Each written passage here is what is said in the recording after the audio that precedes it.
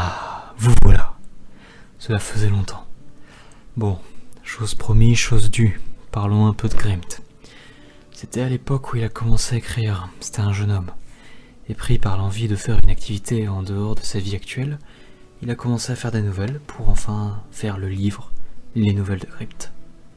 Je ne vais pas tout dire aujourd'hui, mais il aimait tendrement sa mère, qui était sa seule famille, et qui l'aidait à se contrôler, car ce que Grimt avait, c'était un mystère.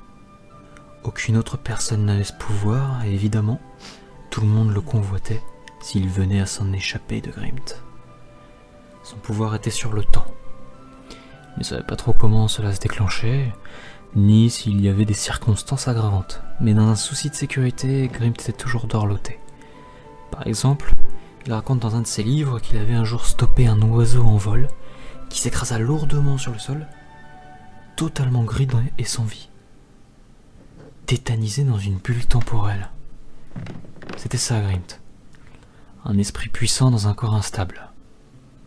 Et sa passion avec l'écriture des nouvelles, c'était ça qui l'aidait à se stabiliser. Peut-être même que des récits de sa vie personnelle apparaissent dans les nouvelles. Faudrait chercher attentivement. Mais vous allez en savoir plus tard, car je ne veux pas tout dévoiler. C'est une histoire qui nécessite du temps. Aujourd'hui, la prochaine nouvelle est celle qui porte le nom de Terreur des profondeurs. Attendez, je retrouve la page. Alors, Le Seigneur, non. Affliction, non plus. Vexarortar, celle-là est bien, mais pas maintenant. Ah, je l'ai. Vous connaissez la légende de l'Arcanadon, le monstre des mers qui ne faisait absolument aucun survivant? Évidemment que non. Et je vais vous raconter de suite son histoire.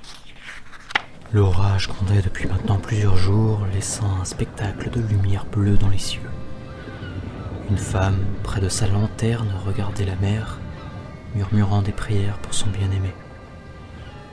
Il était parti en mer depuis déjà longtemps, engagé comme pirate. À des centaines de mètres de là, une cloche sonnait en bas du mât, provoquant une agitation vivace sur le bateau. Le chef d'équipage hurlait ses ordres quasiment inaudibles sous le coup des vagues, déchaînées contre le navire, rempli d'or et de bijoux. Les hommes écoupaient l'eau par-dessus le bastingage, et dans tout ce brouhaha, un homme était tétanisé, regardant par-dessus bord les yeux grands ouverts. Un autre le bouscula rapidement, lui hurlant de se remettre au travail, et qu'ici les mauviettes n'étaient pas acceptées. On entendait les boulets de canon qui sifflaient, détruisant tout sur leur passage. Un navire 2 fois plus grand que le leur arborait un équipage en uniforme et des drapeaux de couleur jusqu'en haut des mâts. Malgré l'orage et le monstre qui se trouvait en dessous des 2 coques, ils étaient en train de livrer bataille. Leur drapeau noir avec une tête de noir ne faisait que de tourner dans plusieurs sens sous les bourrasques du vent. Les corsaires anglais contre les pirates. Un combat bientôt fini en voyant l'état du navire renégat. Le chef pirate hurlait « Cessez le feu! Cessez le feu !» Tout le monde stoppa les canons, regardant le capitaine qui souriait déjà. Le navire anglais avait disparu, emporté par les vagues, incapable de livrer bataille avec la taille du navire qui offrait un désavantage considérable. Les récifs avaient sans doute percé la coque et coulé le navire, ou sans doute que les canons avaient eu raison d'eux. Le capitaine l'ignorait et son équipage s'en fichait. Ils dansèrent tous sur le navire en criant victoire. Cependant, un grand coup fit basculer le navire vers la gauche. Les vagues étaient devenues encore plus violentes.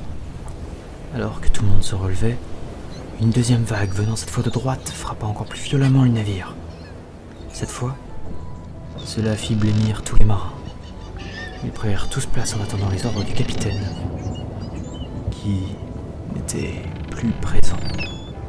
Tous se regardèrent et cherchèrent dans les vagues le dirigeant du rafio. L'homme, qui était toujours tétanisé auparavant, courut vers la proue, regardant rapidement au loin pour vérifier s'il voyait quelque chose. Une lanterne. Mais tout ce qu'il vit était une gigantesque et monstrueuse forme noire qui attrapa l'homme et l'emmena dans les abysses. Traîné dans les tréfonds marins, il voyait le reste du bateau détruit et explosant sous les effets de la poudre à canon. aucun survivant. La jeune femme se réveilla en sursaut et en sueur, persuadée d'avoir entendu des coups de feu et des explosions. Elle alla dehors en courant, espérant voir un miracle.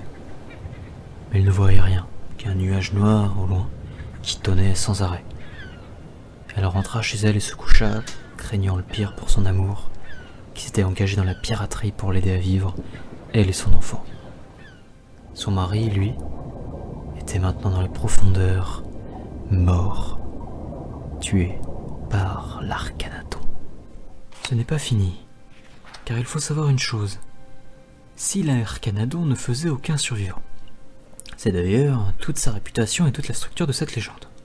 Et cela, tout le monde le savait. Alors, comment sait-on tout cela sur ce monstre des enfers ? L'histoire est terminée. J'espère qu'elle vous a plu. Moi, elle me fascine toujours autant. Elle est courte, mais elle plonge le lecteur dans une réflexion et un retournement des choses qui a sans doute fait sourire notre écrivain préféré. Bien, c'est terminé. Oublie pas que tu peux laisser une lettre pour que je puisse avoir des retours sur ce livre et la lecture. Tu peux également t'inscrire pour recevoir tous les pigeons voyageurs pour notre prochaine retrouvaille. Allez, à bientôt.